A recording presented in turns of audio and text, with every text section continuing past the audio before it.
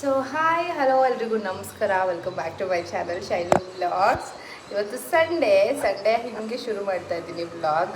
ನಮ್ಮ ಮನೆಯಲ್ಲಿ ಎಲ್ಲರೂ ರೆಡಿಯಾಗಿ ಕೂತಿದ್ದಾರೆ. ಇನ್ನು ಸಂಡೇ ಆಗಿದ್ರು ಇವತ್ತು ಕೆಲಸ ಇದೆ, ಮನೆ ಹತ್ರ ಹೋಗಬೇಕು ಅಂತಿದ್ರು ಮಮ್ಮಿ. ವಿಶು ಇನ್ನೂ ಮಲಗಿದ್ದಾನೆ, ಎದ್ದಿಲ್ಲ. ಬುಜ್ಜಿ ರೆಡಿಯಾಗಿದ್ದಾನೆ. ನಮ್ಮ ಡ್ಯಾಡಿ ಯಾರೋ ಎಕ್ಸ್ಪೈರ್ಡ್ ಆಗಿದ್ರು ಅಂತ ಅಲ್ಲಿಗೆ ಹೋಗಿದ್ದಾರೆ. ಅಂದರೆ ದೂರದ ಸಂಬಂಧಿ ಎಕ್ಸ್ಪೈರ್ಡ್ ಆಗಿದ್ರು ಅಂತ ಅಂದ್ಬಿಟ್ಟು. ಆ್ಯಂಡ್ ಇವತ್ತು ಏನಪ್ಪ ಅಂತ ಅಂದರೆ ಬರ್ತಿದ್ದಾರೆ. ಅದು ಗೊತ್ತಿಲ್ಲ ಯಾರಿಗೂ, ನನಗೆ ಗೊತ್ತು ಆ್ಯಂಡ್ ವಿಶು ಗೊತ್ತು. ಮಮ್ಮಿ ಎಲ್ಲ ನಿಜವಾಗ್ಲೂ ಹೆಂಗೆ ಸರ್ಪ್ರೈಸ್ ಆಗ್ತಾರೆ ಅಂತ ನನಗೆ ಸೀರಿಯಸ್ಲಿ ಗೊತ್ತಿಲ್ಲ. On the way within 15 to 20 ಮಿನಿಟ್ಸಲ್ಲಿ ರೀಚ್ ಆಗ್ತಾರೆ. ನೋಡುವ, ಯಾರಿಗೂ ಗೊತ್ತಿಲ್ಲ. ನನಗೆ ಗೊತ್ತಂದರೆ ನನಗೆ ಹೇಳಿಲ್ಲ ಅಂತಂದರೆ ನಾನು ಕಂಡಿಡ್ಬಿಡ್ತೀನಿ ಹೆಂಗನೋ. ಸೊ ಹಾಗಾಗಿ ನನಗೆ ಗೊತ್ತಾಗಿದೆ. ಬನ್ನಿ ಇವತ್ತು ಹೆಂಗಿರುತ್ತೆ ಅಂತ ವಿಡಿಯೋ ನೋಡಿ. So we are waiting.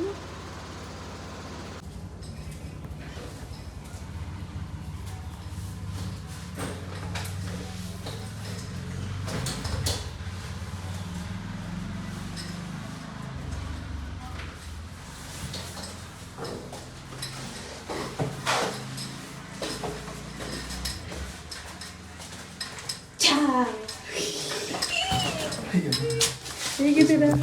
ಒಬ್ಬರು ನೀವು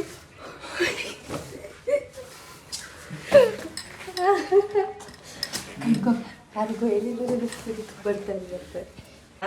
ಆಯಿತು.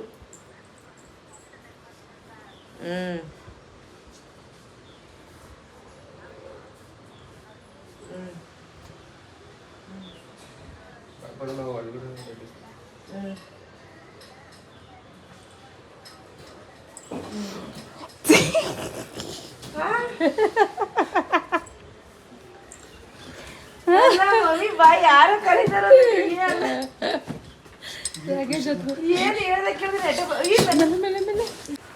ಹೇಗೆ ಖುಷ್ ನೀನ್ ಸರ್ಪ್ರೈಸ್ ಬತ್ತು ಕಣ್ಬಿಟ್ಬಿಟ್ ಬಾ.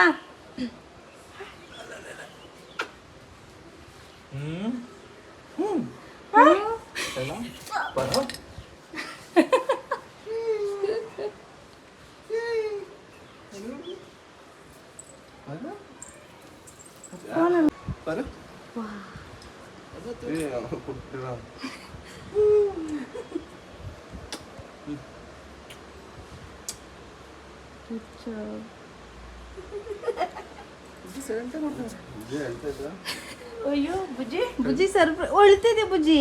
ಅಯ್ಯೋ ಬುಜ್ಜಿಗಳೇ ಬಂದ್ಬಿಡ್ತಲ್ಲ ಅವ್ರ ಅಪ್ಪ ನೋಡಿ. ನಮ್ಮ ಅಪ್ಪ ಬಂದ್ಬಿಡ್ದು ಹೇಳ್ದೆ ಅನ್ಕೊಂಡು ಅಯ್ಯೋ ಹೆಂಗ್ ಯಾವಾಗಪ್ಪ ಯಾಕೆ ಹೇಳ್ತಿದ್ದೆ? ಆಯ್ತು ಬೀಳ್ತೀಯ ಬಾ, ಬಿಸಿಲು ಬಾಯಿ ಕಡೆ.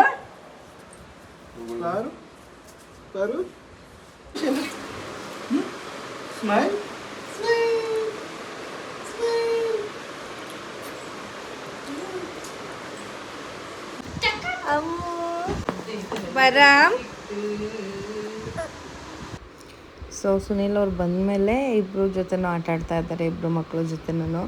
ಏನೋ ಒಂಥರ ಕ್ವಾಲಿಟಿ ಟೈಮ್ ಅಂತ ಹೇಳ್ತೀವಲ್ಲ ಆ ಥರ. ಪರಮ್ ಅಂತೂ ರಿಯಾಕ್ಟ್ ಅಂದರೆ ಸ್ಟಾರ್ಟಿಂಗ್ ಅಷ್ಟು ರಿಯಾಕ್ಟ್ ಮಾಡಲಿಲ್ಲ. ಆಮೇಲೆ ಅವನಿಗೆ ಗೊತ್ತಾಯಿತು. ಅವನು ವೀಡಿಯೋ ಕಾಲಲ್ಲೆಲ್ಲ ಮಾತಾಡಿ ಅವನಿಗೆ ನೋಡಿ ನಮ್ಮ ಪಪ್ಪ ಅನ್ನೋ ಥರ ಅದೊಂದು ಫೀಲ್, ಮಕ್ಕಳಿಗೆ ಅದು ಬಾಂಡ್ ಕನೆಕ್ಟ್ ಆಗುತ್ತೆ ಅಂತೀವಲ್ಲ ಆ ಥರ. ಅವನು ಬೇರೆಯವ್ರು ಯಾರಾದರೂ ಹೊಸ್ದಾಗಿ ಬಂದರು ಅಂತಂದರೆ ಅವ್ರ ಹತ್ರ ಹೋಗಲ್ಲ ಆ್ಯಂಡ್ ಅಳ್ತಾನೆ, ಸ್ವಲ್ಪ ಕಿರಿಕಿರಿ ಮಾಡ್ತಾನೆ.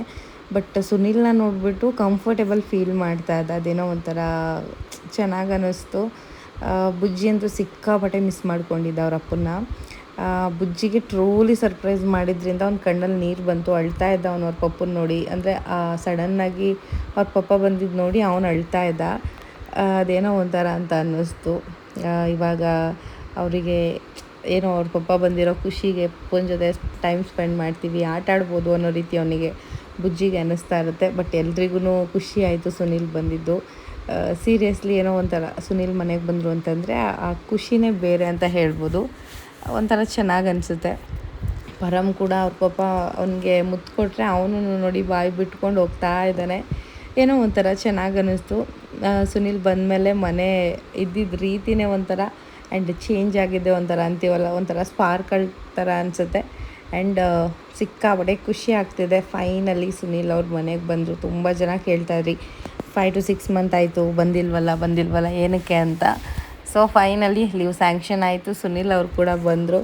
ಸುನೀಲ್ ಅವ್ರು ಬಂದಿದ್ದ ಖುಷಿಗೆ ಅವ್ರ ಫೇವ್ರೇಟ್ ಮಟನ್ ಬಿರಿಯಾನಿ ಮತ್ತು ಮಟನ್ ಗ್ರೇವಿ ಮಾಡಿದ್ವಿ. ಆ್ಯಂಡ್ ಲಾಕಿ ಕೂಡ ಮಾಡಿದ್ವಿ. ಸಿಕ್ಕಾಪಟ್ಟೆ ಚೆನ್ನಾಗಿತ್ತು. ಖುಷಿಯಿಂದ ಎಲ್ಲರೂ ಒಟ್ಟಿಗೆ ಕೂತ್ಕೊಂಡು ಊಟ ಮಾಡಿದ್ವಿ.